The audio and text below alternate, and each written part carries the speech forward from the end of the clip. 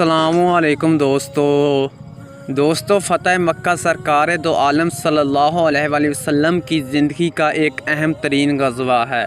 عہد نبوی کے تمام غزوات ایک الگ اہمیت ہے، لیکن مورخین اس بات پر متفق ہیں کہ فتح مکہ میں اسلامی شوکت کا ایک ایسا اظہار ہوا کہ عالم عرب پر اسلام کی دھاک بیٹھ گئی۔ مسلمانوں کو بیت اللہ میں داخل ہو کر طواف کا موقع ملا، کعبۃ اللہ کو بتوں اور تصویروں سے پاک کر دیا گیا، اور ایک طویل عرصے کے بعد اللہ کی وحدانیت کا علم کعبہ کی چھت پر لہرایا گیا۔ دوستو، غزوہ فتح مکہ سے کچھ عرصے قبل مسلمانوں اور قریش کے مابین صلح حدیبیہ کے نام سے ایک معاہدہ طے پایا تھا، جس نے خاص طور پر امن و ایمان کی ایک نئی روح پھونک دی تھی۔ اس معاہدے میں تمام قبائل کو اختیار دیا گیا تھا، جس کے ساتھ ان کی مرضی ہے ان کے ساتھ اپنا الحاق کر سکتے ہیں۔ دوستو، قبائل مکہ کے دو بڑے قبیلے جن کے نام بنو بکر اور بنو خزاعہ تھے، ان کی جنگ و جدل اور باہمی دشمنی کی اپنی ایک الگ تاریخ تھی، لیکن صلح حدیبیہ کے سبب ایک بار پھر تمام دشمنان دب گئے تھے، چونکہ معاہدے میں یہ شرط شامل تھی کہ جو قبیلہ جس فریق کے ساتھ شامل ہوگا وہ اسی کا حصہ تصور کیا جائے گا، اس فریق پر حملہ تصور ہوگا۔ اس معاہدے کے تحت بنو خزاعہ آقا دو عالم صلی اللہ علیہ وآلہ وسلم کے گروہ میں شامل ہو گئے، جبکہ بنو بکر قریش مکہ کے ساتھ شامل ہو گئے۔ کچھ عرصہ فریقین پرامن رہے۔ اس صلح سے فائدہ اٹھاتے ہوئے اسلام کی ترقی میں تیزی آ گئی۔ تاہم شعبان 8 ہجری 630 عیسوی میں بنو بکر نے بنو خزاعہ پر حملہ کر دیا۔ اس وقت بنو خزاعہ ایک چشمے پر موجود تھے۔ اس موقع پر قریش مکہ نے معاہدے کی واضح خلاف ورزی کرتے ہوئے نہ صرف ان کو ہتھیار فراہم کیے، بلکہ قریش مکہ کے کئی لوگ نقاب اوڑھ کر ان کے ساتھ حملے میں شامل ہو گئے، یہاں تک کہ بنو خزاعہ حرم تک پہنچ گئے اور ان سے امن کی درخواست کی، لیکن حرم کا بھی لحاظ نہ رکھا۔ اس واقعے کے بعد عمرو بن سالم خزاعی نے مدینہ منورہ کا رخ کیا اور دربار رسالت میں اشعار کی صورت میں اپنی عرضیہ پیش کی۔ رسول اللہ صلی اللہ علیہ وآلہ وسلم نے اشعار سماعت کیے اور ارشاد فرمایا کہ عمرو بن سالم تمہاری مدد کی جائے گی۔ اس کے بعد بدلیل بن ورقہ کی سربراہی میں ایک وفد بارگاہ رسالت میں حاضر ہوا، تفصیلات عرض کی اور ساتھ یہ بھی عرض کیا مکہ کے کون سے لوگ اس میں ملوث پائے گئے تھے۔ یوں صلح حدیبیہ ٹوٹ گئی اور مسلمانوں نے کفار سے بدلہ لینے کی منصوبہ بندی شروع کر دی۔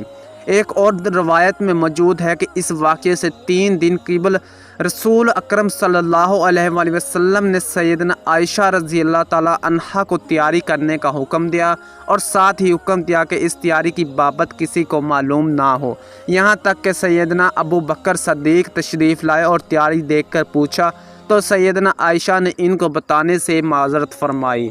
قریش مکہ کو اس بدعہلی کا جلد احساس ہو گیا۔ ان کو اس بات کا بھی ادراک ہو گیا کہ اب مسلمان کمزور نہیں رہے، چنانچہ ابو سفیان اس صلح کو بحال کرانے کے لیے مدینہ منورہ آیا۔ مختلف صحابہ کرام کے دروازے پر گیا، سب نے اس کو ملنے سے انکار کیا، یہاں تک کہ اپنی صاحبزادی ام حبیبہ کے گھر گیا جو سرکار کی زوجیت میں تھی۔ انہوں نے اپنے باپ کو سرکار کے بستر پر بھی بیٹھنے نہ دیا۔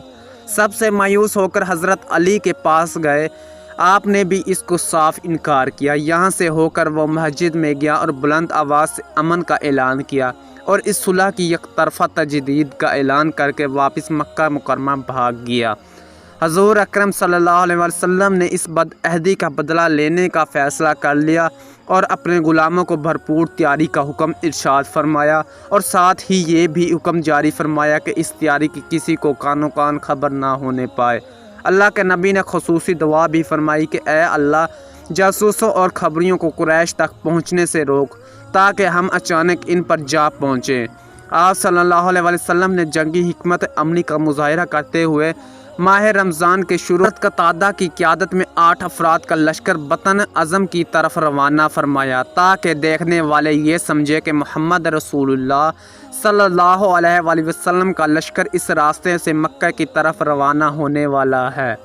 تاہم آقا دو عالم صلی اللہ علیہ وآلہ وسلم دوسرا راستہ اختیار فرمایا۔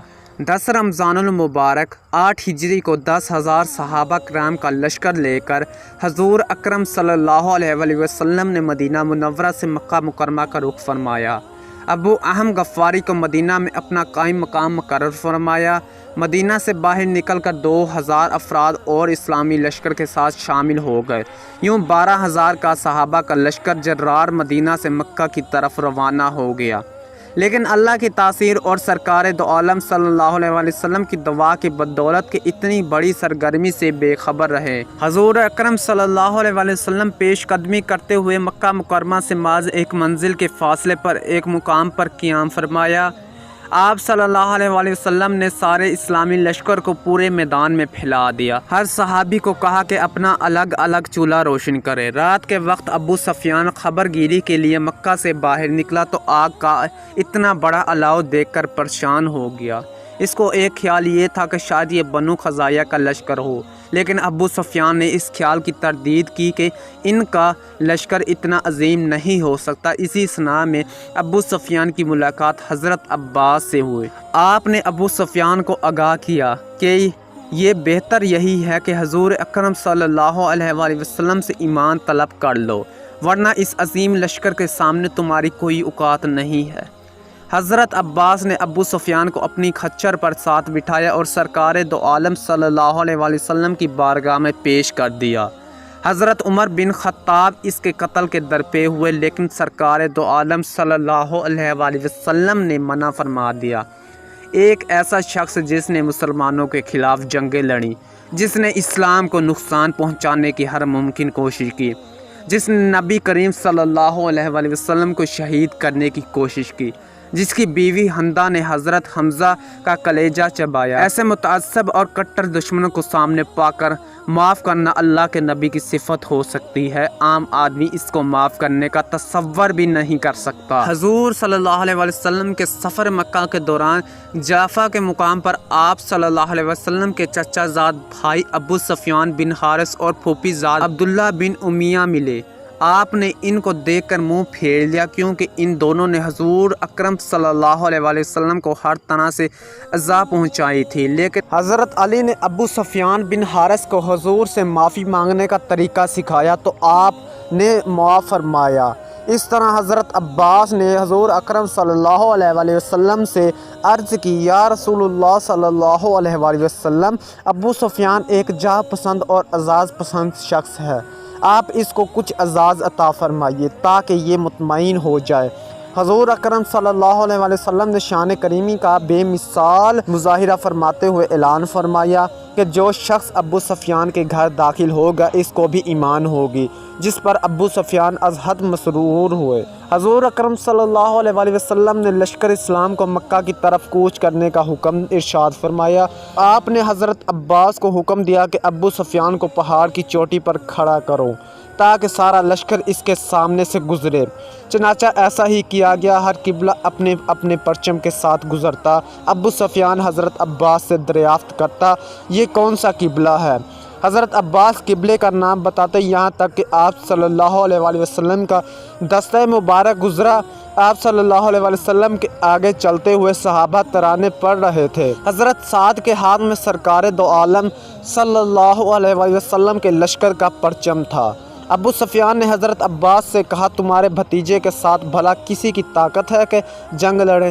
اس نے تو بڑی سلطنت جمع کر لی ہے۔ حضرت عباس نے فرمایا، یہ بادشاہت نہیں بلکہ نبوت ہے۔ یہ حالات دیکھ کر ابو سفیان تیز رفتاری سے مکہ کی طرف دوڑا اور بلند آواز سے قریش مکہ کو کہا، اے اہل قریش، محمد صلی اللہ علیہ وآلہ وسلم اتنا عظیم لشکر لے کر آئے ہیں، تم میں مقابلے کی تاب نہیں، لہٰذا جو ابھی ابو سفیان کے گھر میں داخل ہو جائے اس کو ایمان ہے۔ یہ سن کر جگر خور حمزہ ہندو بنت اتبا ان کی مونچھ پکڑ کر بولے، مار ڈالو اس چرب زبان کو۔ ابو سفیان نے اپنی بیوی کو ڈانٹا اور حضور صلی اللہ علیہ وآلہ وسلم کا اعلان لوگوں تک پہنچا دیا، کیونکہ ابو سفیان کا گھر اتنا بڑا تو نہیں تھا کہ سب لوگ اس میں داخل ہو سکتے۔ چنانچہ یہ اعلان کیا گیا، جو اپنے گھر میں داخل ہوگا اس کو بھی ایمان ہے۔ یہ سن کر اہل مکہ حرم کی طرف دوڑے اور کچھ اپنے اپنے گھروں کی طرف بھاگے۔ حضور اکرم صلی اللہ علیہ وآلہ وسلم نے مکہ میں داخل ہونے سے قبل ذی طوی کے مقام پر لشکر کی تقسیم کی اور مکہ مکرمہ میں مختلف راستوں سے داخل ہونے کی حکمت عملی اختیار فرمائی۔ حضرت خالد بن ولید کو حکم دیا کہ وہ مکہ مکرمہ کے زیریں حصے کی طرف سے داخل ہو۔ ان کو راستے میں کچھ مزاحمت ہوئی جس کو حضرت خالد بن ولید نے کچل دیا۔ حضرت زبیر بن عوام کو حکم دیا کہ وہ مکہ کے بالائی حصے کی طرف سے داخل ہو اور مقام حجون میں سرکار دو عالم صلی اللہ علیہ وآلہ وسلم کا انتظار کریں۔ حضرت ابو عبیدہ کو حکم دیا کہ وہ وسطی راستے سے مکہ مکرمہ میں داخل ہوں۔ یہ تمام لشکر اپنے اپنے مقررہ راستوں سے ہو کر مقررہ مقام پر پہنچ گئے اور آقا دو عالم صلی اللہ علیہ وآلہ وسلم کی تشریف آوری کا انتظار کرنے لگے۔ اللہ کے آخری نبی آج اپنے اس آبائی شہر میں فاتح کی حیثیت سے داخل ہو رہے تھے، جہاں سے آپ صلی اللہ علیہ وآلہ وسلم کو رات کی تاریکی میں نکلنا پڑا تھا، جہاں پر آپ صلی اللہ علیہ وآلہ وسلم پر ظلم ستم کے پہاڑ توڑے گئے تھے، جہاں پر مکہ کی وسعتیں آپ صلی اللہ علیہ وسلم پر تنگ کر دی گئی تھی، جہاں آپ صلی اللہ علیہ وآلہ وسلم کو طواف کرنے سے روک دیا جاتا تھا، جہاں آپ صلی اللہ علیہ وآلہ وسلم پر اوجری ڈال دی جاتی تھی، جہاں آپ صلی اللہ علیہ وآلہ وسلم پر پتھر برسائے جاتے تھے، جہاں آپ صلی اللہ علیہ وآلہ وسلم کا مذاق اڑایا جاتا تھا۔ آج اس شہر میں 12,000 لشکر کے ساتھ ان فتحنا لک فتحا مبین کی بشارت لے کر یہ عظیم کامل اور آخری نبی مکہ میں داخل ہو رہے تھے۔ اسی دن آپ صلی اللہ علیہ وآلہ وسلم نے سیاہ امامہ باندھ رکھا تھا، ایک اونٹنی پر سوار تھے۔ جو ہی آپ صلی اللہ علیہ وآلہ وسلم کی نظر بیت اللہ شریف پر پڑی، آپ صلی اللہ علیہ وآلہ وسلم کا سر اقدس اللہ کریم کی بارگاہ میں جھک گیا۔ آپ صلی اللہ علیہ وآلہ وسلم نے اپنا سر اس قدر جھکایا آپ نے امامہ شریف کی سلوٹیں ڈھیلی پڑ گئیں۔ اونٹنی پر ہی آپ نے طواف فرمایا۔ مختلف کتب سیرت میں حضور اکرم صلی اللہ علیہ وآلہ وسلم کا خطبہ درج ہے، اس کا مفہوم عرض کر رہا ہوں۔ آپ نے فرمایا، اے قریشیو، اللہ نے تم سے جہالیت کے غرور کو ختم کر دیا ہے۔ سب آدم کی اولاد ہیں اور آدم مٹی سے بنے تھے۔ آپ صلی اللہ علیہ وآلہ وسلم نے فرمایا، تم میں سے بہتر وہ ہے جو زیادہ پرہیزگار ہے۔ آپ صلی اللہ علیہ وآلہ وسلم نے پوچھا، اے قریش بتاؤ میں تمہارے ساتھ کیا کرنے والا ہوں؟ سب نے کہا، آپ شریف بھائی ہیں، شریف بھائی کے بیٹے ہیں، آپ جو کریں گے اچھا کریں گے۔ آپ نے فرمایا، جاؤ تمہیں آزاد کیا، سب کو معاف کیا۔ یہ جرأت و انگیز حوصلہ صرف آپ صلی اللہ علیہ وسلم کا ہی ہو سکتا ہے، ورنہ اس موقع پر انسان کہاں قابو میں رہتا ہے۔ آپ صلی اللہ علیہ وسلم کی اس کیفیت کو حضرت اقبال نے یوں بیان فرمایا، ترجمہ: جس نے دشمنوں پر رحمت کا دروازہ کھولا، جس نے مکہ کے لوگوں کے لیے لا تثریب کا پیغام دیا۔ میدان جنگ میں آپ کی تلوار لوہے کو پگھلا دیتی ہے، لیکن آنکھوں سے اشک جاری ہو رہے ہوں گے۔ فتح مکہ کا سب سے اہم مرحلہ بیت اللہ شریف کو بتوں سے پاک کرنا تھا۔ اس وقت کعبہ میں 360 بت سے زائد بت موجود تھے۔ آپ صلی اللہ علیہ وآلہ وسلم نے اپنی کمان کے ساتھ بتوں کو گراتے اور یہ آیت پڑھتے، جاء الحق وزہق الباطل، اور آپ کی ٹھوکر سے بت اوندھے منہ گرتے۔ عثمان بن طلحہ چابی لے کر کعبہ کے اندر داخل ہوئے، اس کو تصاویر سے پاک کیا۔ حضرت بلال نے کعبہ کی چھت پر کھڑے ہو کر اذان دی اور انہوں نے کعبہ میں طویل عرصے کے بعد اللہ کی وحدانیت کا اعلان کیا۔ اللہ تعالیٰ سے دعائی ہے کہ وہ ہمیں سیرت رسول اللہ صلی اللہ علیہ وسلم پر عمل کرنے کی توفیق عطا فرمائے۔